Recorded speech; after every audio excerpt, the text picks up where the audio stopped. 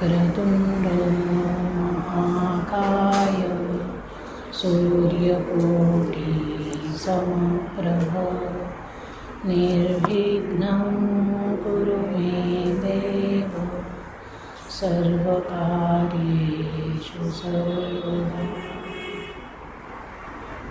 अनन्तमण्डलाकारं व्याप्तं येन चराचरं तत्पदं दर्शितं येन तस्मै श्रीगुरवे नमः।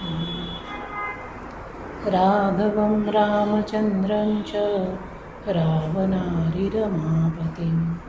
राजीवलोचनं रामं तं वन्दे रघुनन्दनम्। कूजन्तं राम रामेति मधुरं मधुराक्षरम् आरुह्य कविताशाखा वन्दे वाल्मीकिकोकिलम्।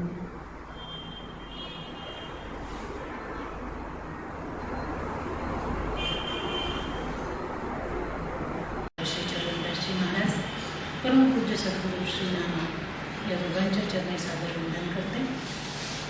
महाराजजींच्या पुण्यतिथीनिमित्त आपण योग वासिष्ठ या ग्रंथाचा अभ्यास करतो आहोत। आज तिसरा दिवस आहे। काल आपण असं बघितलं की श्रीरामांनी काही प्रश्न विचारले आणि वशिष्ठ ऋषींनी त्या प्रश्नांना धरून सृष्टीची निर्मिती कशी झाली, त्याचबरोबर ब्रह्मदेवांपासून वशिष्ठांची निर्मिती कशी झाली आणि जो ज्ञान मार्ग आहे, जे ज्ञान आहे परमानंदाविषयीचं, परमार्थाविषयीचं, ते ज्ञान अगदी सुरुवातीला कसं प्रकट झालं आणि नंतर ती ज्ञानाची परंपरा वेगवेगळ्या महात्म्यांच्या माध्यमातून, राजांच्या माध्यमातून सर्वत्र कशी पसरली हे वशिष्ठांनी सांगितलं। त्याचबरोबर वशिष्ठ हेही सांगायला विसरले नाही की राजा दशरथाच्या पोटी रामा तुझा जन्म झाला आहे आणि म्हणून तुला ही विद्या मी देतो आहे। ती विद्या आत्मसात तू करावीस, ती जपावीस आणि तिचा प्रसार करावा असा त्यामागचा त्यांचा एक गुह्य हेतू देखील त्यांनी सांगितलेला आहे। त्याचबरोबर पुढे जाऊन राम अयोध्येचे राजे होणार आहेत, तर राजाच्या अंगी क्षत्रियत्वाचे गुण तर असावेतच, पण त्याचबरोबर त्या राजाने आत्मज्ञान प्राप्त करून घ्यायला हवं आणि म्हणून महर्षी वशिष्ठांनी रामांना अतिशय सावकाशपणे आणि अत्यंत विस्ताराने हा जो तत्वज्ञानाचा भाग आहे तो सांगितलेला आहे। काल आपण बघितलं की वशिष्ठ ऋषी म्हणतात की ज्याला आत्मज्ञान प्राप्त करून घ्यायचं आहे त्याने 4 गोष्टी मिळवायला हव्यात। त्या 4 गोष्टी म्हणजे एक शम, दुसरा विचार, तिसरा संतोष आणि चौथा सत्संग। त्यातला शम, विचार, संतोष याविषयीचे विवेचन काल आपण बघितलं। त्यातला चौथा जो भाग आहे तो आहे सत्संगाचा। तिथपासून आज आपण सुरुवात करणार आहोत। महर्षी वशिष्ठ रामाला असं म्हणतात की संतोष हा परमश्रेष्ठ असा लाभ आहे। ज्याच्या मनामध्ये संतोष निर्माण झाला, समाधान निर्माण झालं, त्याची तृष्णा थांबते, त्याचं मागणं थांबतं आणि मग तो आत्मस्वरूपाच्या ठिकाणी स्थिर व्हायला लागतो। म्हणून संतोष हा गुण जो आहे तो माणसाने लवकरात लवकर साध्य करायला हवा। त्यानंतर आहे सत्संग। सत्संग ही परमगती आहे। सत्संगामुळेच आपल्या जीवनाला परमगती प्राप्त होते। चांगला संग मिळाला तर जीवनाला चांगली गती मिळते, वाईट संग मिळाला तर जीवनाचा नाश होतो। त्यामुळे ही अत्यंत महत्त्वाची गोष्ट त्यांनी सांगितली। विचार हे परम ज्ञान आहे। सातत्याने आपण विचार करत राहणं, विशिष्ट दिशेने विचार करत राहणं आणि केलेले विचार आचरणात आणणं, हे परमज्ञान त्यांनी सांगितलं. पण आपल्यासारख्या लोकांना भरपूर विचार करायची सवय असते, आपण विचार करत नाही अशातला भाग नाही. पण विचार केल्यानंतर ज्या गोष्टी आत्मसात करायला हव्या त्या मात्र आपल्याकडून होत नाही. आणि जर त्या गोष्टी आत्मसात झाल्या नाही तर तो विचार जो आहे तो फोल ठरतो, तो अपंग ठरतो, त्याचा काहीही जीवनात उपयोग होत नाही. आणि शम जे आहे ते शम म्हणजे शांती, हे परमसुख सांगितलं आहे. त्या शांतीसाठी मनुष्य सर्वत्र भटकत असतो, फिरत असतो.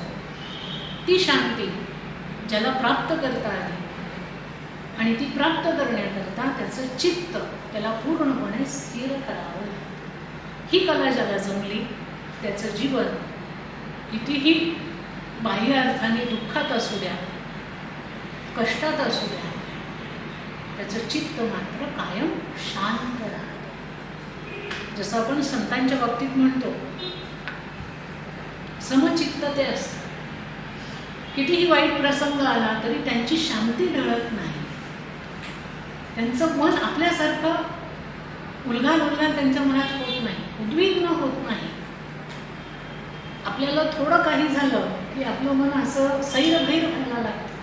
तसं संतांच्या बाबतीत आपल्याला पाहायला मिळत नाही, कारण हे चारही गुण जे आहेत ते संतांनी आत्मसात केलेले असतात. या 3 गोष्टींचा विचार आपण केला. चौथी जी आहे ती आहे सत्संग. श्री वशिष्ठ रामाला म्हणतात की हे राम, विवेक विचार युक्त झालेल्या माणसाचं आत्मानात्म विचाराने चित्त शुद्ध झालेलं आहे आणि असा उदार महात्माच ज्ञान ग्रहण करण्यास योग्य अधिकारी आहे. विवेक विचाराने म्हणजे योग्य विचाराने युक्त झालेला जो माणूस असतो तोच आत्मा आणि अनात्मा या विचारांपर्यंत जाऊ शकतो. नाहीतर प्रपंचाचा विचार काही कमी येत नाही.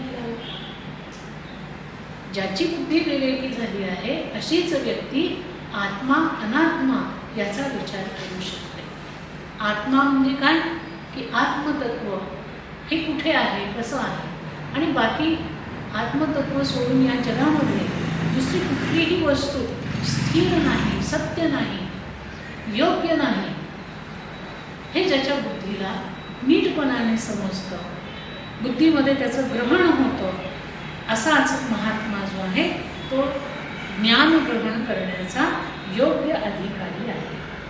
याचा अर्थ असा झाला की आपल्याला अध्यात्मज्ञान जर साध्य करायचं असेल तर पहिल्यांदा आपली बुद्धी विवेकी करायला हवी, स्थिर करायला हवी, शुद्ध करायला हवी. या बुद्धीमध्ये असणारे जे मल आहे ते मल हळूहळू आपल्या साधनेच्या योगाने, सद्गुरूंच्या सहवासाने, त्यांच्या मार्गदर्शनाने ते कमी कमी होत जातात. आता काही ठिकाणी आपल्याला असा प्रश्न पडतो की आमचे सद्गुरू कायम आमच्या जवळ नसतात किंवा आम्ही सद्गुरूंजवळ नसतो. आपण जरी देहाने सद्गुरूंजवळ नसलो किंवा सद्गुरू आपल्याजवळ देहाने नसले तरी मनाने तर त्यांना आपण आपल्याजवळ पाहू शकतो ना. मनाने पाहणं ही सगळ्यात मोठी गोष्ट असते. काही वेळेला देहाने आपल्याजवळ असूनही आपलं मन इकडे तिकडे भटकतं. त्या संघाला काय अर्थ आहे किंवा त्या जवळ राहण्याला काय अर्थ आहे? म्हणून त्यांचा संघ याचा अर्थ मनाने कायम त्यांच्याशी एकरूप होणं, त्यांना आपल्या जवळ पाहणं, हा संघ आपल्याला खूप काही देऊन जाईल. पुढे वशिष्ठ म्हणतात की राम, तुझ्या ठिकाणी हे गुण असल्यामुळे मनाचा मोह दूर करणारे विवेचन मी करतो आहे. ज्या माणसांच्या अनेक जन्मातील पुण्य फळाला येतात तेच पुरुष आत्मज्ञान विषयक श्रवण करण्याचा प्रयत्न करतात. कालही आपण हे बघितलं की आत्मज्ञान श्रवण करण्याचा प्रयत्न कोण करतो? तर ज्यांच्या अनेक जन्मांचं पुण्य फळाला येतं अशी माणसं. पुण्य फळाला येणं त्याच्याकरता आधी पुण्य करावं लागतं. दुसरी गोष्ट, जे काही पुण्य आपण केलेलं असतं ते आहे त्या स्वरूपात तसंच्या तसं राहत नाही. आपल्या हातून विविध प्रकारचं कर्म सातत्याने घडत असतं.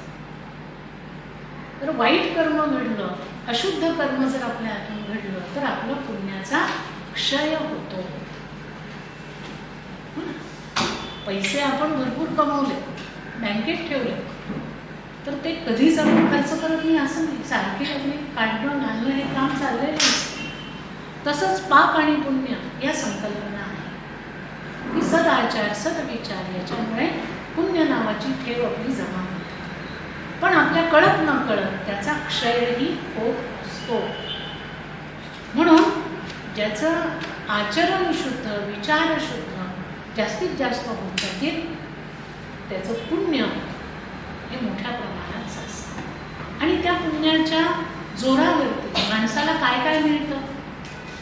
त्याला लौकिक सुखही मिळतात, चांगल्या कुटुंबामध्ये जन्म मिळतो, चांगले संस्कार मिळतात, चांगले गुरुजन मिळतात, चांगले आप्त स्वकीय मिळतात, आजूबाजूला चांगलं वातावरण मिळतं.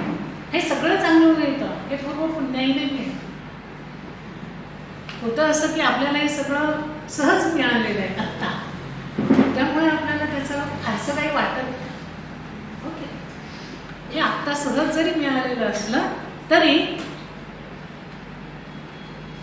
ते मिळवण्याकरता आपलं बरंचसं पुण्य गाठी होतं म्हणून ते मिळालेलं आहे. आणि आणखी पुण्याचा भाग जर असेल तर उत्तम गुरूंची प्राप्ती होते, उत्तम संप्रदाय आपल्याला मिळतात, उत्तम आपल्याला आपलं जीवनाचा उद्धार करण्याकरता गुरुमंत्र मिळतो, गुरूंचं सानिध्य मिळतं, त्यांचं मार्गदर्शन मिळतं.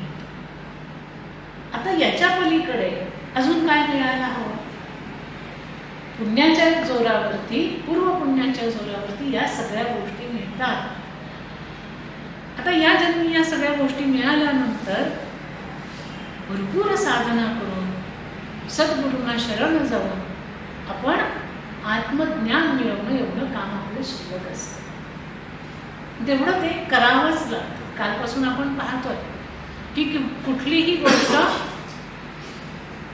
दैवाने घडणार नाही, आपल्यालाच ती करावी लागणार आहे, प्रयत्नपूर्वक करावी लागणार आहे. आणि म्हणून पुढे श्री वशिष्ठ असं म्हणतात की हे बुद्धिमंता, रामाला विशेषण लावलंय ते की तू कसा आहे, अत्यंत बुद्धिमान आहेस. हे बुद्धिमंता, मोक्षाच्या उपायांमध्ये साधू समागमाचं विशेष महत्त्व आहे. साधू समागम, संत संग, सद्गुरु संग याचं महात्म्य मोक्षाच्या उपायांमध्ये सांगितलेलं आहे. की मोक्ष प्राप्त करायचा असेल तर त्याच्यामध्ये ज्या काही गोष्टी सांगितल्या आहेत त्याच्यामध्ये साधू समागम हे महत्त्वाचा भाग त्यांनी सांगितला. सत्संग आपल्या बुद्धीची वाढ करतो. साधूंचा, संतांचा, सद्गुरूंचा संग काय करतो? कालही आपण बघितलं, त्या संघामुळे आपली बुद्धी जी आहे ती विकसित होत जाते.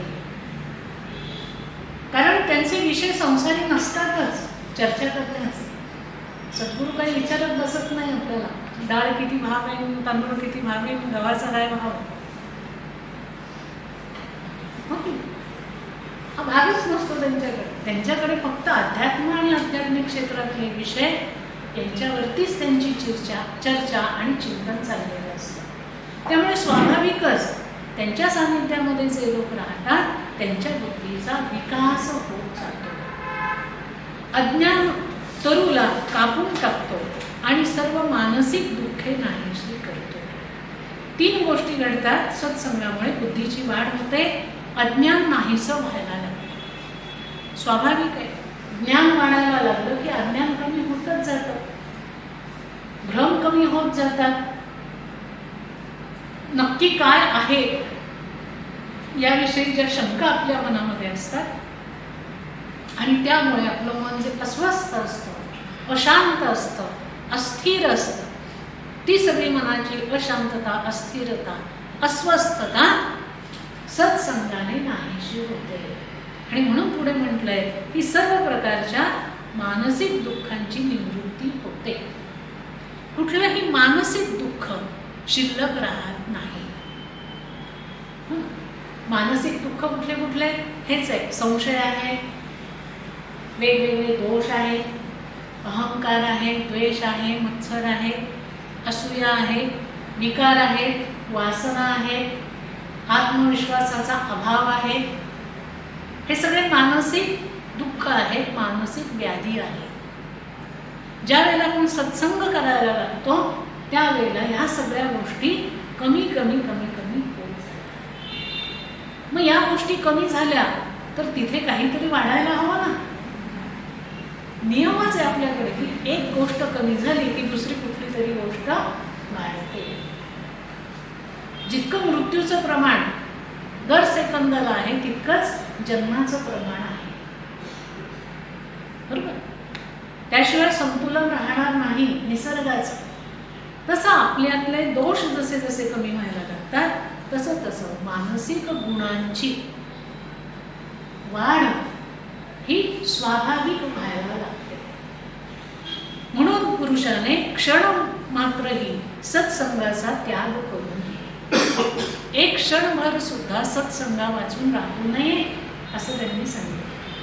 सत्संग हा या जगात सन्मार्ग दाखवणारा आणि हृदयातील अंधार काढून टाकणारा दीप असून त्याचं तेज सूर्याप्रमाणे विस्तार पावतो. सत्संगामुळे हृदयातला सर्व प्रकारचा अंधार नाहीसा होतो.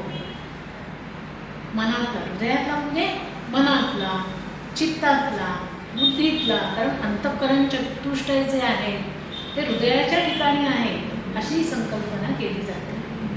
आणि या चारही ठिकाणचा असणारा अंधार, अज्ञान, दोष यांची निवृत्ती होते आणि त्या ठिकाणी तेज निर्माण होते, प्रकाश निर्माण होतो, सद्गुणांची निर्मिती होते. म्हणून सत्संग करणाऱ्याला नानादाने, तीर्थ, तप, यज्ञ यांच्यापासून मिळणारं पुण्य प्राप्त होतं. म्हणून सत्पुरुषांची सेवा करावी. आपल्याकडे आपण सुरुवातीलाच बघितलं की ज्या वेळेला विश्वामित्र ऋषी राजा दशरथाला भेटायला आले त्याबरोबर दशरथ लगेच आपल्या सिंहासनावरून पाय उतार झाला आणि घाई त्यांना घ्यायला गेला. त्यांची सेवा केली, त्यांचं पाद प्रक्षालन केलं, त्यांची विचारपूस केली. त्यांच्या सभेमध्ये वशिष्ठ ऋषींचं तत्वज्ञान ऐकण्याकरता आलेल्या सगळ्या ऋषींचं, सगळ्या सिद्धांचं, सगळ्या मुनींचं पाद्य पूजन आधी करण्यात आलं. त्यांची यथोचित पूजा करण्यात आली. का बरं? ऐकायला आले, बसतील, ऐकतील, जातील असे. कारण ते सगळे कोण आहेत? सत्पुरुष आहेत. ज्या सत्पुरुषांनी आत्मज्ञान प्राप्त केलेलं आहे. चालते बोलते ब्रह्म ते आहे. वशिष्ठांनी स्वतःविषयीच काल सांगितलंय की मी ब्रह्मतत्व आणि मी माझ्यात काहीही फरक नाही. तसेच इतर सगळे मुनी आहेत. वाल्मिकी ऋषी तसेच आहेत, पुलस्त्य तसेच आहेत, अंगिरा तसेच आहेत, विश्वामित्र ऋषी तसेच आहेत. हे सगळे ब्रह्मनिष्ठ ऋषी आहेत. आणि म्हणून अशा ऋषींची ज्या वेळेला सेवा केली जाते, संतांची सेवा केली जाते, गुरूंची सेवा केली जाते, त्यावेळेला त्यातून मिळणारं पुण्य हे दान, तीर्थ, तप, यज्ञ यांच्यापेक्षाही श्रेष्ठ असते.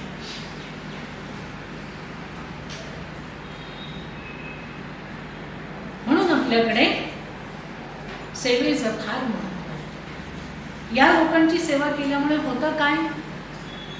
त्यांच्या सानिध्यामध्ये राहून मन, बुद्धी, चित्त यांच्यावर संस्कार तर होतोच, प्लस त्यांचा आशीर्वादही मिळतो की ज्या आशीर्वादामध्ये श्रेष्ठ अशी शक्ती असते.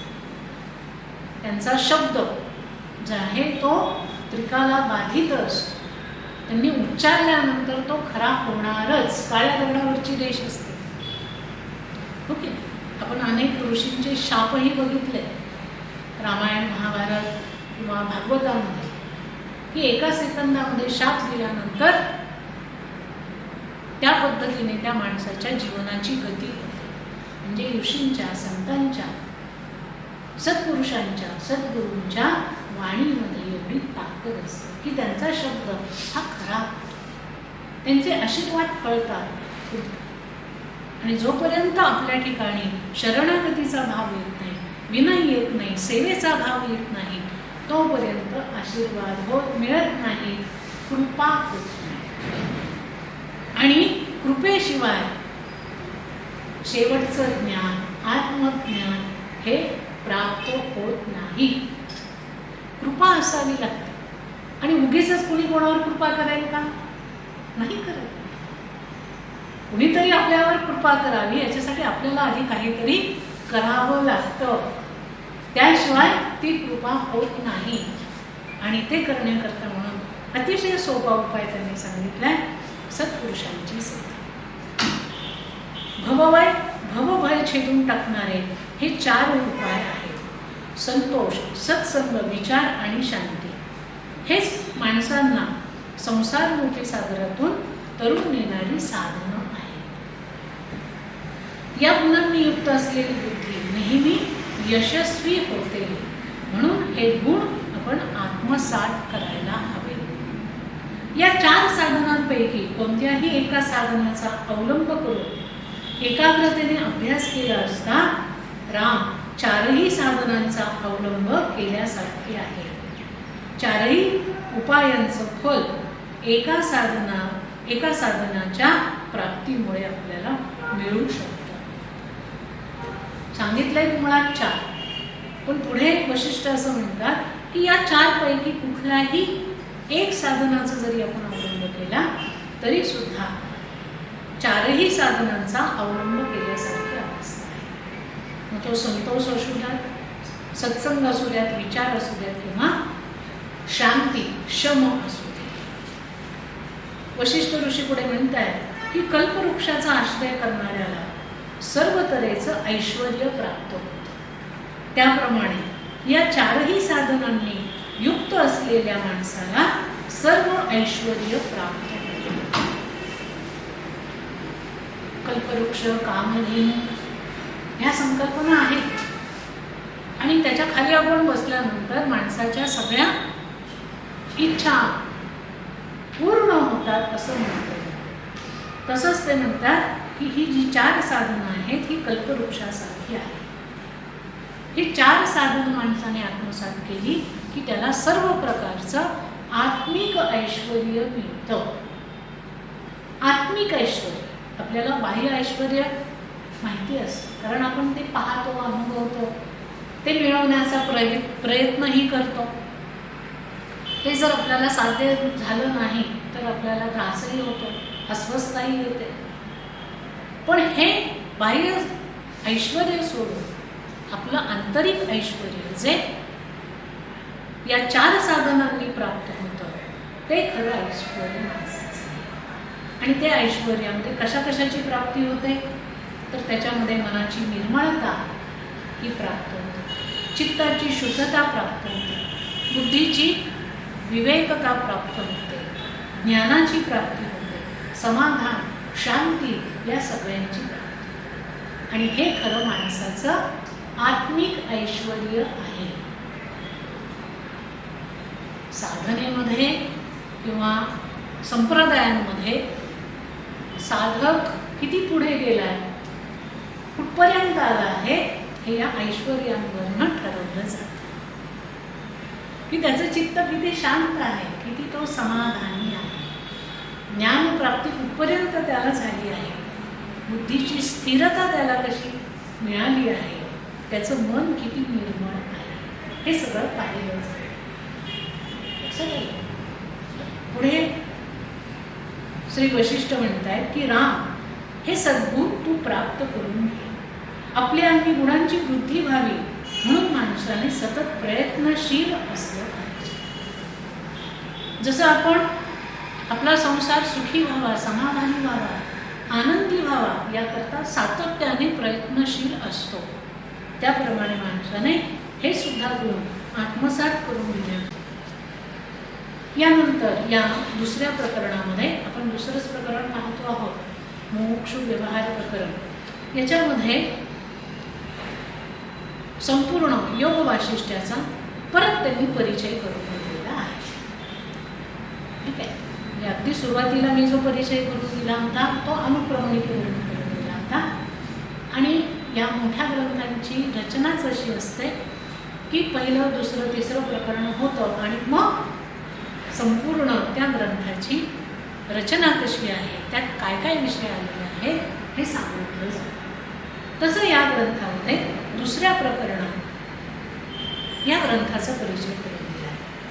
मोक्षाचा उपाय कथन करणारी आणि निर्वाणाची प्राप्ती करून देणारी ही संहिता आहे, जिला योग वाशिष्ठ असं म्हटलं जातं.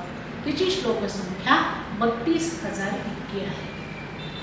यातील विवेचन तर्काला धरून आहे. तर्काला धरून आहे म्हणजेच विचारांना धरून आहे. यात नानाविध दृष्टांत आणि आख्यायिका यांचा समावेश केला आहे आणि याची 6 प्रकरणं आहेत. याचं पहिलं प्रकरण वैराग्य प्रकरण आहे.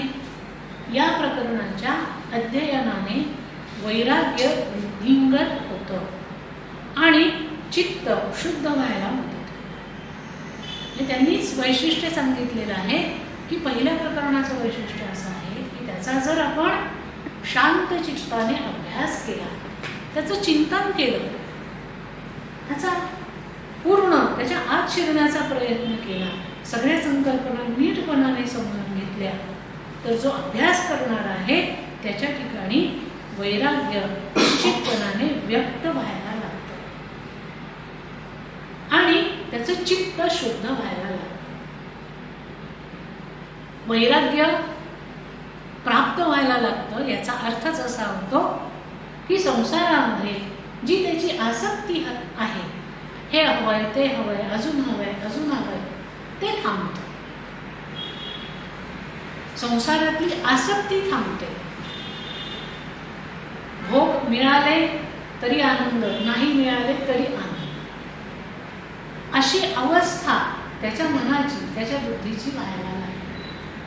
नावलौकिक झाला तरी त्याला विशेष काही वाटत नाही आणि नाही झाला तरी त्याला त्याचं काही वाईट वाटत नाही. इतक्या लोकांचा नावलौकिक झाला, माझ्याकडे सगळं असून मला काही करता आलं नाही किंवा माझं नावलौकिक झालं नाही, त्याच्या मनामध्ये तो विषय तो विचार स्पर्शही करून जात नाही. याला म्हणतात वैराग्य.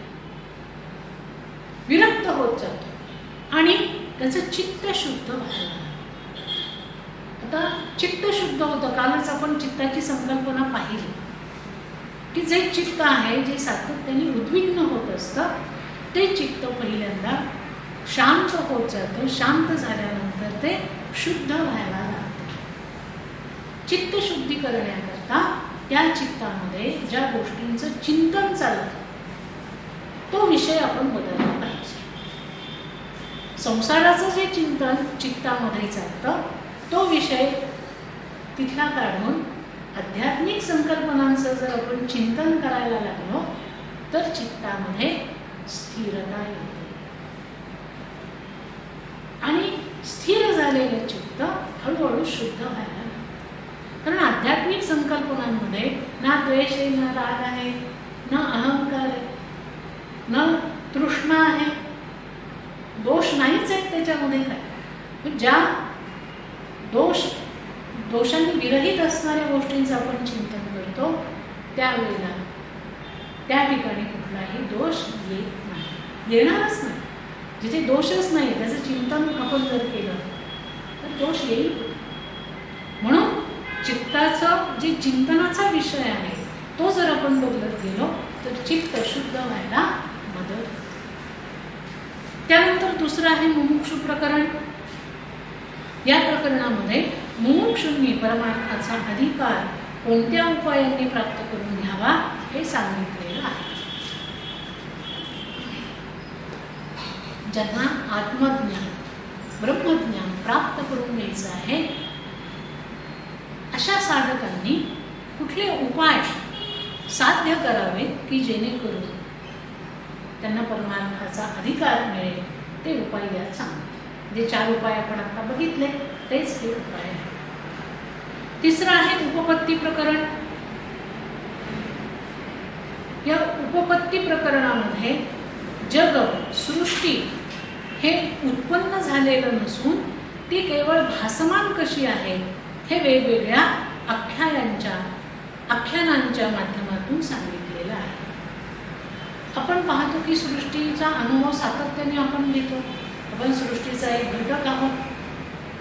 विविध प्रकारचे जीव आपण पाहतो, पशु, पक्षी, प्राणी, वनस्पती, पंचमहाभूत, सगळं काही पाहतो, सगळं अनुभवतो. आणि असं असतानाही या प्रकरणामध्ये सांगितलेलं आहे की ही सृष्टी उत्पन्न झालेली नाही, ती केवळ भासमान आहे. आणि ते सांगण्याकरता काही आख्यानांचा उपयोग त्यांनी केला. चौथं आहे स्थिती प्रकरण. या प्रकरणामध्ये प्रपंचाची वास्तविक स्थिती काय आहे याचा बोध करून दिलेला आहे. की प्रपंच नेमका काय आहे, कसा आहे, कशाला प्रपंच म्हटलं जातं हे त्यांनी सांगितलंय. पाचवं उपशम नावाचं प्रकरण आहे.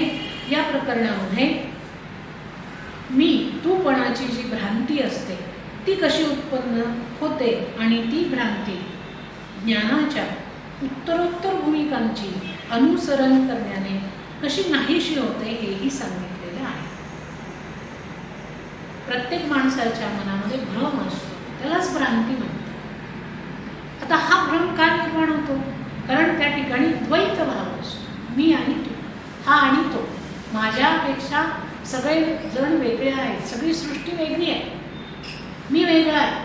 हा मी तूपणाचा जो भाव आहे तो भाव निर्माण झाल्यानंतर तो भाव दूर करण्याकरता सप्त भूमिका त्यांनी त्यात सांगितलेल्या आहेत. त्या 7 भूमिकांचं जसं जसं ज्ञान माणसाला होत जाईल तसं तसं त्याचं अज्ञान दूर होईल, त्याची भ्रांती नाहीशी होईल. असा सगळा विषय 5व्या प्रकरणामध्ये आहे. आणि 6वं जे प्रकरण आहे ते आहे निर्वाण प्रकरण. याच्यामध्ये अत्यंत महत्त्वाचं ज्ञान भरलेलं आहे आणि याच्या श्रवणाने मनुष्याच्या ठिकाणी असलेली अविद्या नष्ट होते, कल्पना क्षमता, संसाराचा भ्रम नाहीसा होतो आणि चिदात्म्याच्या प्रकाशरूप निर्विषय निरामयतेचा अनुभव येतो. शेवटचं प्रकरण हे तत्वज्ञानाचं शिखर आहे.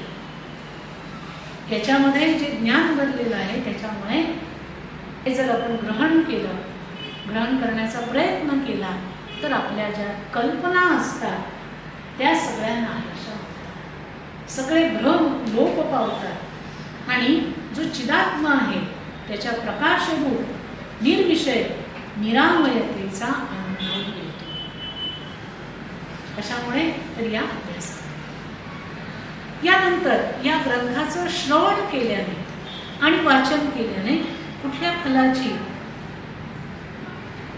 प्राप्ती आपल्याला होते तेही यांनी सांगितले. फलप्राप्ती. या ग्रंथाच्या मननाने, वाचनाने आत्मबोध झाल्याशिवाय राहत नाही. या ग्रंथाच्या मननाने आणि वाचनाने आत्मबोध झाल्याशिवाय राहत नाही. अर्थात वाचन म्हणजे आपल्या स्टाईलने आपण जसं वाचतो तसं नाही. भरपूर आपण वाचतो, वाचन याच्यातला भाग नाही. पण वाचल्यानंतर परत जर आपल्याला 4 दिवसांनी विचारलं की सांगा जरा त्या पुस्तकामध्ये काय आहे, तर आपल्याला खूप प्रयास करावे लागतात, खूप आठवावं लागतं. त्याला वाचन नाही. वाचन कसं असतं? वाचन स्वामी विवेकानंदांचं, वाचन गुलाबराव महाराजांचं, की एकदा वाचलं की ते सगळं फिक्स झालं पाहिजे आणि पाहिजे त्यावेळेला लगेच आठवलं पाहिजे. ती बुद्धी आपण पण वाचतो, पण काय होतं की आपण वाचत असताना आपलं मन, आपली बुद्धी फार कमी अंशाने तिथे असते वाचनात. ती बहुतेक इकडचा तिकडचा विचार बरोबरीने करत असते. मनही आपलं इकडे तिकडे थोडंसं भरकटत आपलं सगळं चालत असतं. पूर्ण मन, पूर्ण चित्त, पूर्ण बुद्धी एकाग्र करून जे वाचन होतं ते वाचन केल्यानंतर परत परत ती गोष्ट आपल्याला बघावी लागते. तसं वाचन, ठीक आहे. आणि मन तिथे आलंच, मन लावून सगळ्या गोष्टी करायला, तर ते जर केलं तर आत्मबोध हा सहज शक्य आहे असं त्यांनी म्हटलं. या ग्रंथाच्या वाचनाने वाणी सुसंस्कृत होते. ग्रंथाच्या अध्ययनाने अर्थ रहस्य जाणण्याचं सामर्थ्य प्राप्त होतं. आणि हे खरंच आहे की हा ग्रंथ अतिशय क्लिष्ट आहे, अतिशय क्लिष्ट. ज्या वेळेला मी पहिल्यांदा तो वाचायला घेतला तर त्यातले एक एक सिद्धांत वाचायला लागल्यावर पहिल्यांदा मला असं वाटायचं की एक सिद्धांत वाचल्याबरोबर सगळा मेंदू घरकन फिरतो आपण.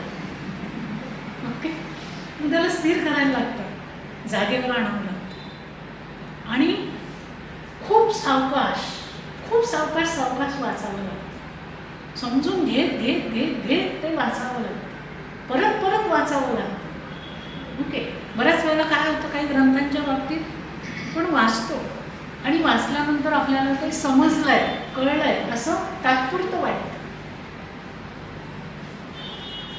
नंतर काहीही कळत. परत वाचायला गेलो तर त्यावेळेला काय आपल्याला वाटलं होतं हे सुद्धा आपल्याला आठवत. तर तसा हा अत्यंत क्लिष्ट ग्रंथ आणि म्हणून याचे अध्ययन जर आपण केलं तर अर्थ रहस्य जाणण्याचं सामर्थ्य प्राप्त होतं. कारण आपल्या बुद्धीला ती सारखी घासण्याची सवय लागते. हा अर्थ बरोबर असेल का, तो अर्थ, की त्यांना हे सांगायचं असेल ते सांगायचं असेल. कारण वशिष्ठ ऋषींनी सांगितलेला ग्रंथ आहे, रामांना सांगितलेला ग्रंथ, त्यामुळे दोघांची बुद्धिमत्ताही अफाट आहे. आपल्यासारख्याच्या सामान्य बुद्धीने तो समजणं म्हणजे खरंच खूप अवघड गोष्ट आहे. त्याच्याकरता प्रचंड अभ्यासच हवा आणि बुद्धीची बैठक चांगली असते. ते व्हायला लागलं की हळूहळू अर्थ रहस्य कळायला लागतं, वाणी सुसंस्कृत होते, बुद्धीमध्ये मोह लोभादी दोष हळूहळू नाहीसे होऊ लागतात. बुद्धीमध्ये जे मोह असतात, लोभ असतात, अनेक दोष असतात, ते नाहीसे व्हायला लागतात. बुद्धी स्थिर व्हायला लागते, बुद्धी शुद्ध व्हायला लागते, मनाला शांतता आणि प्रसन्नता प्राप्त होते, मानसिक दुःख नष्ट होते, सारासार विचार करण्याचं सामर्थ्य प्राप्त होतं, मनातले संशय नाहीसे होतात आणि चित्ताला विलक्षण शांतता मिळते. हा ग्रंथ वाचल्याने किंवा ऐकल्याने काय होतं की मनातले संशय नाहीसे होतात आणि आपलं चित्त जे आहे तेही शांत होऊन जातं, विलक्षण शांत. साधी शांतता नाही, विलक्षण शांतता प्राप्त होते. माणसाची बुद्धी सत्शास्त्र आणि सत्पुरुषांनी आखून दिलेल्या क्रियेतच रममाण होते. लक्षात घ्या, या ग्रंथाचा अभ्यास केल्यानंतर सत्शास्त्राच्या बाहेर माणूस जात नाही. सत्शास्त्रांमध्ये काय आहे त्याचं रहस्य त्याला कळायला लागतं आणि सत्पुरुष काय असतात, सत्पुरुषांच्या सानिध्यात राहून त्यांच्या मार्गदर्शनाने आपल्यामध्ये किती काय बदल होतात, आपलं जीवन कसं संपूर्ण अंतर्बाह्य बदलून जातं याचा अनुभव तो साक्षात घेत राहतो. आणि म्हणून तो या दोन गोष्टींच्या मर्यादेबाहेर कधीही जात नाही. जगातले विशेष खेद अथवा आनंद तो निर्माण करत नाही, म्हणजे तो कधीही कुठल्याही दुःखाला कारणीभूत होत नाही किंवा कुठल्या आनंदालाही तो कारणीभूत होत नाही. कारण त्याला हे पक्क कळतं की जे काही जगामध्ये निर्माण होतं त्याचा कर्ता करिता इतर कोणी नाही, मीही नाही, तो परमात्माच आहे. म्हणजे थोडक्यात त्यांना असं सांगायचं की याच्या अभ्यासाने माणसाच्या अंगी असणारा कर्तृत्वाचा भाव, भोक्तृत्वाचा भाव नाहीसा होतो. तो पूर्णपणे ब्रह्म ब्रह्मस्वरूप या रूपाने सगळीकडे पाहायला लागतो. या महाज्ञानाच्या प्राप्तीमुळे गर्भवासाच्या यातनेतून सुटका होते. असे हे शास्त्र अत्यंत सुलभ आहे आणि गुणकारी आहे. हे शास्त्र ऐकण्याची एक पद्धत आहे, रीत आहे, तीही वशिष्ठ मुनींनी सांगितली आहे. ते म्हणतात की हे शास्त्र कथन करताना अनेक दृष्टांत दिले आहेत. ते दृष्टांत अनित्य असून त्यावरून परमार्थ सत्य आणि नित्य अशा ब्रह्माचा तू बोध करून घे. की जे ज्ञान दिले ते दृष्टांताच्या माध्यमातून दिले. तो दृष्टांत तुला कळावं म्हणून तो दिलेला आहे. त्यामुळे ज्या वेळेला तू ज्ञान ग्रहण करून घेशील त्यावेळेला तो दृष्टांत सोडून दे आणि ते जे ज्ञान त्याच्या माध्यमातून दिलं आहे ते ग्रहण हो की नाही. सार जे आहे ते घ्यावं, फोलकट जे आहे ते टाकून द्यावं.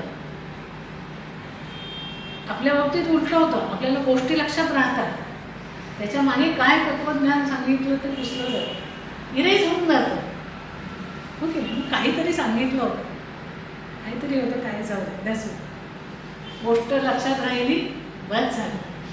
कुठेतरी कुणीतरी परत सांगितली, परत आपल्या वाचनात आली की मग आपल्याला आठवतं की हां हे आपण कुठेतरी ऐकलं, कुठेतरी वाचलं आहे हो ना. तर हे आपण करू नये. ऐकताना किंवा वाचताना दृष्टांत तेवढ्यापुरते लक्षात ठेवावे.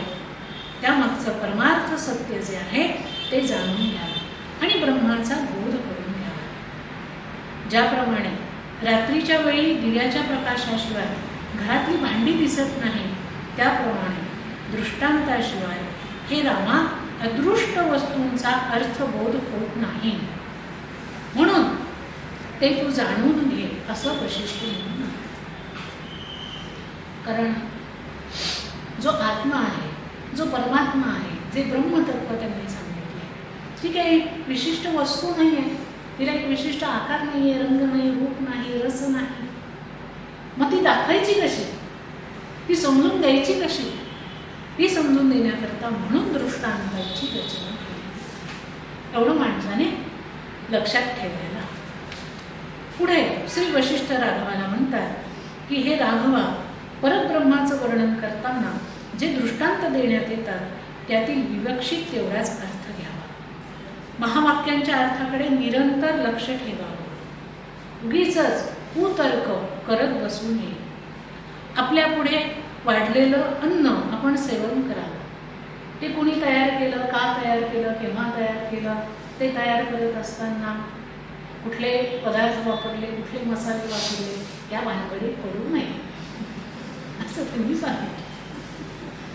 अशा प्रकारे अध्यात्मशास्त्राचा अभ्यास करणाऱ्या माणसाने आपली बुद्धी नेहमी विचारप्रवण करावी. आपल्या अंगी सौजन्य आणावं. सत्पुरुषांच्या सत्संगाने आपली उन्नती करून घ्यावी. तसेच गुरुसेवेने अंतरंग साधनांचा अवलंब करून आपली उन्नती करून घ्यावी. सगळ्यात महत्त्वाची गोष्ट सांगते. अशा प्रकारे अध्यात्मशास्त्राचा अभ्यास करणाऱ्या माणसाने, इथे अध्यात्मशास्त्राचा शब्द स्पेसिफिक त्यांनी वापरला. आतापर्यंत सत्शास्त्र असं म्हणत होते ते, आता अध्यात्मशास्त्र हा शब्द वापरतो. आणि ते म्हणतात की ज्याला अध्यात्मशास्त्राचा अभ्यास करायचा आहे त्याने आपली बुद्धी कायम विचारप्रवण करावी. विचार सुद्धा कसे असावेत ते आधी सांगितले. आपल्या अंगी सौजन्य आणावं. सत्पुरुषांच्या सत्संगाने आपली उन्नती करून घ्यावी आणि गुरुसेवेने अंतरंग साधनांचा अवलंब करून घ्यावा. आपली उन्नती करून घ्यावी. सद्गुरू जी साधना देतील, ज्या गोष्टी सांगतील त्या आपण व्यवस्थितरित्या, उत्तमरित्या अंगीकाराव्यात, आत्मसात कराव्यात. आपल्याला प्राप्त झालेल्या ज्ञानाचा उपयोग दुसऱ्याचं खंडन करण्यासाठी करू नये. आपल्याला ज्ञान प्राप्त झालं की लगेच चर्चासत्रात भाग देणं, हा कसा खोटा आहे, तो कसा खोटा आहे, माझं ज्ञान कसं श्रेष्ठ आहे, या भानगडीत शहाण्याने ज्याला दुसऱ्याचं खंडन करण्यात समाधान वाटतं त्याला अज्ञ असं म्हणतात. म्हणजे तो अजून अज्ञानीच आहे. दुसऱ्याचं खंडन करण्यामध्ये ज्याला खूप मोठं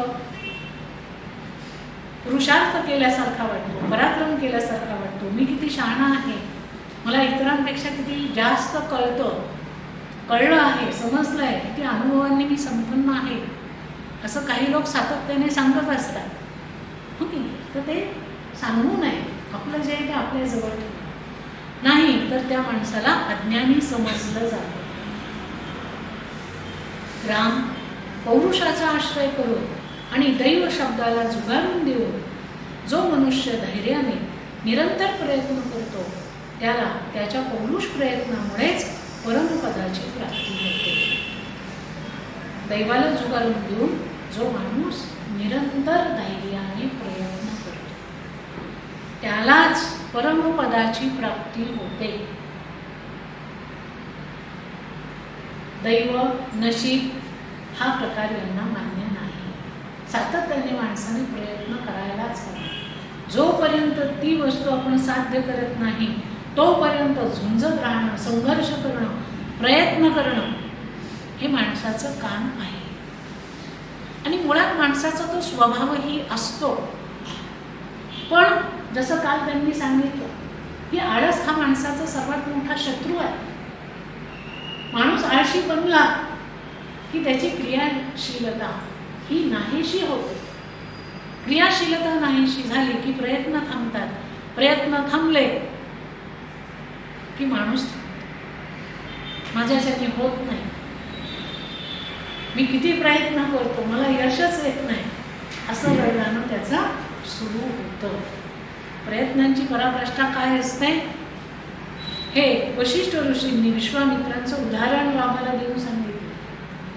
विश्वामित्रांनी आपलं राज्य सोडलं आणि तपश्चर्या केली. 12 वर्ष तपश्चर्या केली. त्यानंतर मनामध्ये मन चंचल झालं, मनामध्ये काम निर्माण झाला. सगळी तपश्चर्या भंग पावली, सगळं फळ वाया गेलं.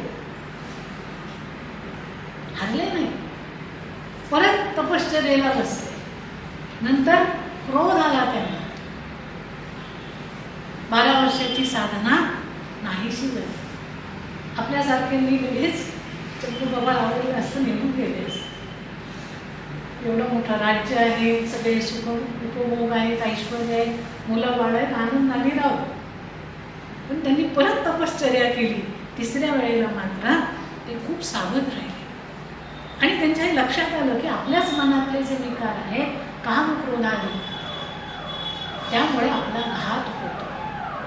आणि 3ऱ्या वेळेला मात्र त्यांची तपश्चर्या पूर्णत्वाला गेली. 12 वर्ष 3 वेळेला त्यांनी अखंड साधना केली. आणि ती साधना आपल्यासारखी नाही, दिवसातला 1 तास.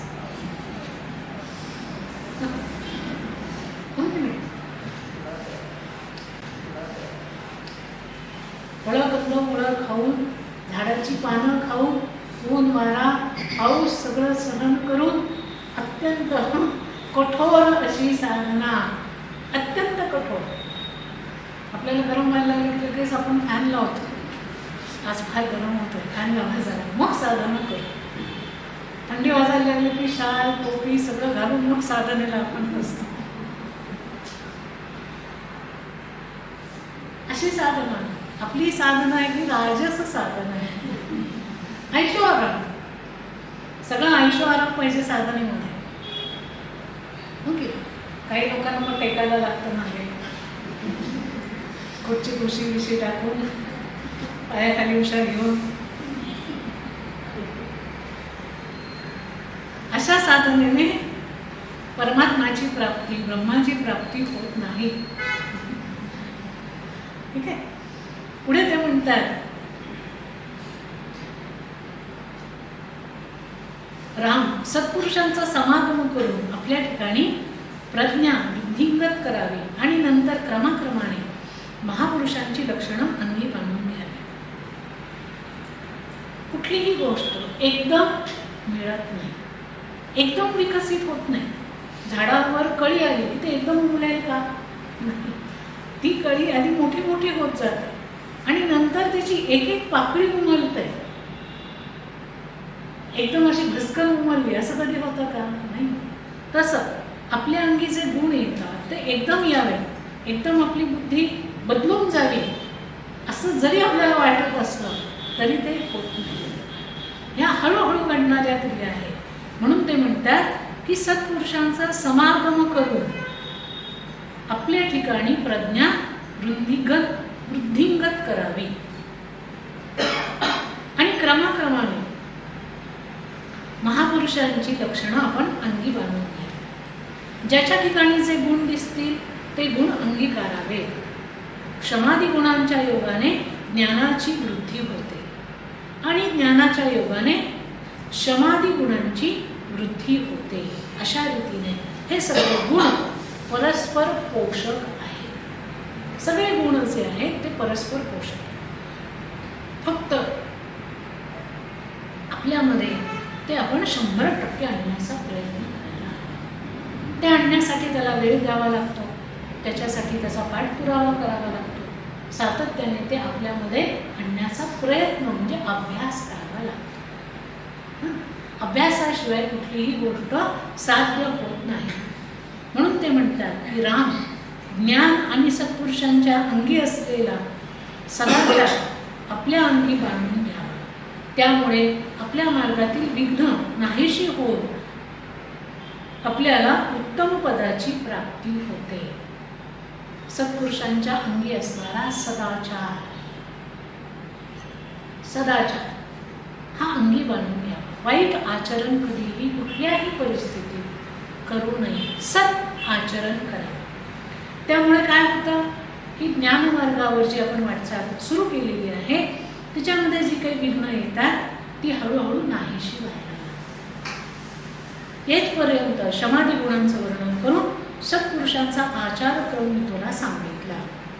आता ज्ञानक्रम सांगणार आहे, तो तू लक्ष देऊन ऐक. हे जे सत्शास्त्र आहे जे आपल्याला यश देते, आयुष्य वाढवते आणि पुरुषार्थ रूपी फल प्राप्त करून देते. राम आपलं हित साधू इच्छिणाऱ्यांनी तज्ज्ञांकडून याचं निरंतर श्रवण करावं. जे सत्शास्त्र आहे, जे अध्यात्मशास्त्र आहे, हे काय काय करतं तर आपल्याला यश देतं, आपलं आयुष्य वाढवतं, पुरुषार्थाची प्राप्ती करून देतं, आपलं संपूर्ण हित साधतं. आणि म्हणून हे साध्य करण्याकरता तज्ज्ञांकडून त्याचं निरंतर श्रवण करावं. उगीच नको त्या लोकांच्या डोकी आपण लावू नये. शास्त्र श्रवणाने तुझी स्वभावताच निर्मल असणारी बुद्धी अत्यंत शुद्ध होऊन तुला परमपदाची प्राप्ती होईल. कारण एकदा माणसाला आत्मज्ञान प्राप्त झालं की त्याला इच्छा नसतानाही परमपदाची प्राप्ती होते. ठीक आहे, त्यांची इच्छा असो किंवा नसो त्यांना परमपद हे प्राप्त होतंच आत्मज्ञान झालेल्या माणसाला. आणि म्हणून आत्मज्ञान प्राप्त करण्याकरता चित्तशुद्धी, मनाची शुद्धी, बुद्धीची शुद्धी सांगितलेली आहे. आणि ती शुद्धी होण्याकरता सत्संग, सद्गुरूंचं मार्गदर्शन, साधना, त्याला उपासना सगळे म्हणतात, या अत्यंत आवश्यक. इथे आपलं दुसरं प्रकरण जे आहे मुमुक्षु व्यवहार प्रकरण संपलेलं आहे. आता तिसरं जे प्रकरण आहे ज्याला उत्पत्ती प्रकरण असं म्हटलं जातं तर आपण सुरुवात करतो आहोत. श्री वशिष्ठ ऋषी म्हणतात की राम मुमुक्षु व्यवहार प्रकरणाच्या पुढे उत्पत्ती प्रकरण आहे ते मी तुला सांगणार आहे. दृश्य सत्य या भावनेमुळे बंध उत्पन्न होतो आणि दृश्याचा अभाव झाला म्हणजे बंध रहित आपण होतो. हे बंध कसे दूर करावे हे मी तुला सांगतो. आता ही भाषा थोडीशी त्या काळची असल्यामुळे आपण ती आत्ताच्या भाषेत समजून घेऊया.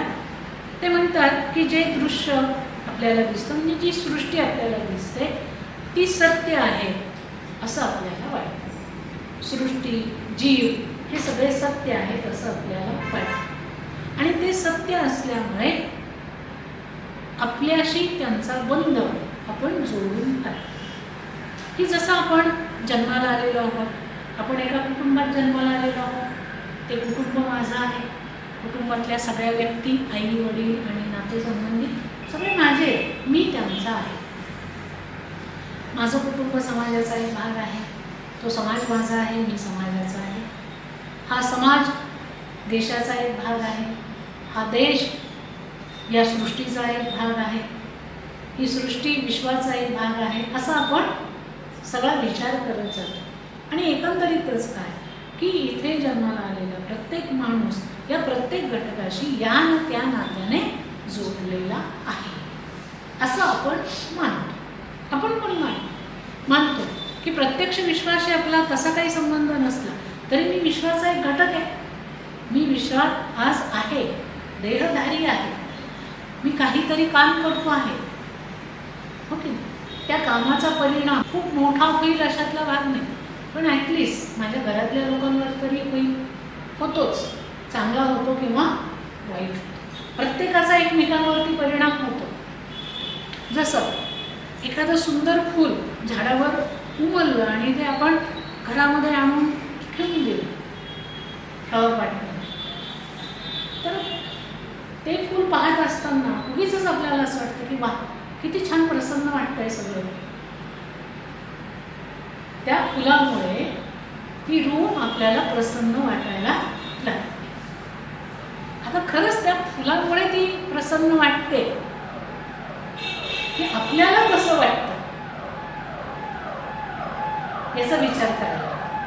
तेच फूल कोमेजून गेलं, वाळून गेलं तसंच, आणि तसंच ते फ्लॉवर पॉटमध्ये राहिलं. ते बघितल्यानंतर आपल्याला असं वाटतं छे सगळीकडे वातावरण उदास आहे. म्हणजे एका छोट्याशा फुलाचा एवढा परिणाम. तर सृष्टीमधल्या प्रत्येक घटकाचा परिणाम हा होतच असतो. आपण तो कुठल्या पद्धतीने घेतो ते आपल्या मानसिकतेवरती आहे. म्हणून ते म्हणतात की जे हे दृश्य जगत आहे, हे दृश्य जगत म्हणजे एक भास आहे, भ्रम आहे. असं आपल्याला वाटतं का? अजिबात वाटत. आपण जगतो ना, आपण अनुभवतो ना. याला भास कसा म्हणायचा? त्याला जर भास म्हटलं तर आपण आपला देह सुद्धा भासच म्हणावं लागेल, हो की नाही? पुढे त्यांनी तेच सांगितलं की तुमचा देह पण नसतो, तो पण भासमानच आहे, काळजी करू नका. म्हणून ते म्हणतात की या दृश्याचा अभाव झाला म्हणजे बंध रहित आपण, म्हणजे बंधन त्या ठिकाणी राहतं. हे बंधन कसं दूर करावं हे मी तुला सांगते. या उत्पत्ती प्रकरणाचा सिद्धांत असा आहे की जग उत्पन्न होण्यापूर्वी आत्मा जसा निर्विकार असतो तसाच तो जग उत्पन्न झालं तरीही असतो. जग उत्पन्न होण्यापूर्वी, सृष्टी उत्पन्न होण्यापूर्वी जो आत्मा आहे तो जसा निर्विकार असतो, कुठलाही विकार त्याच्यात होत नाही, तसाच जग उत्पन्न झालं तरीही तो निर्विकारच असतो. एवढं लक्षात ठेवायचं. पुढे त्याचं विश्लेषण आहे. आता हे मी तुला स्पष्ट करून सांगतो. ज्याप्रमाणे स्वप्न सुषुप्तीमध्ये नष्ट होते त्याप्रमाणे हे जे स्थावर जंगमात्मक जग आपल्याला दिसत आहे ते कल्पांती नाश पावते. आपल्याला आपण रोज झोपतो, झोपल्यानंतर स्वप्न पडतं. काही लोकांना रोज पडतात, काहींना क्वचित पडतात. तर निद्रा ही जी आपली अवस्था आहे तर त्याच्यामध्ये गाढ निद्रा जिला म्हटलं जातं की ज्या गाढ निद्रेमध्ये आपण आपलं शरीराची जाणीव विसरलेलो असतो. आपण कुठे झोपलो, काय झोपलो हे सगळं आपण त्यावेळेला विसरलेलो असतो. दुसरं स्वप्नही पडत नसतं. काय असतं त्यावेळेला? काहीच नसतं. ना शरीराची जाणीव, न मनाची जाणीव, न कुठल्या व्यवहाराची जाणीव, न कुठल्या नातेसंबंधांचं स्मरण, काही नाही. एक सायलेंट अवस्था असते, ती गाढ निद्रा. ती जी गाढ निद्रा आहे तिला सुषुप्ती अवस्था असं म्हणतात. ठीक आहे. पहिल्यांदा झोप लागते, झोप लागल्यानंतर निद्रा लागल्यानंतर स्वप्न पडतं. स्वप्न काही काळ चालतं, नंतर ते स्वप्न विरतं आणि गाढ झोप लागते. म्हणजे स्वप्न कधी विरलं आणि गाढ झोप केव्हा लागली हे आपल्याला सांगता येतं का? नाही सांगता. हे आपोआप सहज घडणारी गोष्ट आहे. त्याप्रमाणे हे जे स्थावर जंगमात्मक जगत आपल्याला दिसतं, स्थावर जंगम जी काही प्रॉपर्टी आहे ही सगळी कल्पांती नाश पावते. ज्या वेळेला महाप्रलय होतो त्यावेळेला सगळं नाहीस होतं. त्यावेळेला अक्रिय, अपरिच्छिन्न, निधर्म आणि अव्यक्त असं सत्तत्व, जे तेजोरूपही नाही आणि तमोरूपही नाही, तेच काय शिल्लक राहतं. ज्यावेळेला कल्पांत होतो त्यावेळेला एकमेव सत्तत्व शिल्लक राहतं. आणि ते सत्तत्व कसं आहे? अक्रिय. ते सत्तत्व कुठलीही क्रिया करत नाही, अक्रिय आहे. ते अपरिच्छिन्न आहे. अपरिच्छिन्न आहे याचा अर्थ त्याचे तुकडे भाग होऊ शकत नाही, ते एक संघ आहे. ते निधर्म आहे, त्याला कुठलाही धर्म नाही, कुठलाही बंधन नाही, कुठलाही नियम नाही. ते अव्यक्त आहे. ते व्यक्त होतं का? नाही, त्याला आकार नाही, रंग नाही, रूप नाही. ते कसं व्यक्त होणार? व्यक्त होतं याचा अर्थ त्याचं आवरणासहित ते प्रकट होतं. आपण कालच बघितलं की आत्मा कुठेही जात नाही आणि येत नाही. जे जातं तो जीवात्मा आहे, ते सूक्ष्म शरीर आहे. आत्मा हा सगळीकडेच आहे, तो व्यक्त होत नाही. जो जीवात्मा आहे, मन बुद्धी चित्त अहंकार याला धरून जे वासनामय शरीर आहे, ज्याला सूक्ष्म शरीर म्हटलं जातं, ते सूक्ष्म शरीर वेगवेगळी शरीर धारण करतं. याचा अर्थ काय? आत्मा शरीर धारण करत नाही. आत्मा शरीराच्या आतही आहे आणि आत्मा शरीराच्या बाहेरही आहे. ठीक आहे. त्यामुळे ते अव्यक्त आहे, ते तेजोरूपही नाही. त्याच्यातून असा प्रकाश वगैरे पडतो आहे, पिक्चरमध्ये दाखवतात किंवा सिरियलमध्ये दाखवतात, ती ज्योत अशी छान, असं काही नाही आहे. ठीक आहे. त्यानंतर ते तमोरूपही नाही, किंवा ते अंधार आहे, काळोखुट्ट आहे किंवा प्रकाशमान आहे, असंही काही नाही. ते फक्त एक सत्तत्व आहे आणि तेच शिल्लक राहते. अशा या सत्तत्वालाच ज्ञाते पुरुष, ऋण, आत्मा, परब्रह्म, सत्य अशा नानाविध नावाने ओळखतात. लक्षात आलं? त्यालाच आत्मा म्हणतात, त्यालाच परब्रह्म म्हणतात, त्यालाच सत्य म्हणतात, त्यालाच आत्मानंद म्हणतात, त्यालाच वेगवेगळ्या नावांनी ओळखतात. हाच परमात्मा मोहाने निराळेपणाची भावना करतो, तेव्हा जणू जीवदशेप्रत तो जाऊन पोहोचतो. आता काल आपल्याला असं सांगितलं त्यांनी की जो आत्मा आहे तो काही कुठं जात नाही, येत नाही. मगाशी पण आपण बघितलं की तो देह धारण करत नाही.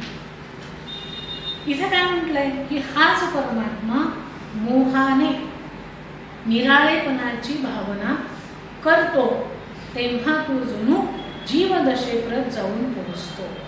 आणि पुढे प्राणधारणादी क्रियांमुळे चंचल झालेला तो सूक्ष्म आत्मा संकल्प विकल्पाच्या योगाने मन होतो. जो आत्मा आहे त्या आत्म्यापासून प्राण, मन, बुद्धी, चित्त, पंचमहाभूत कशी निर्माण होतात ते आता सांगतात. ठीक आहे.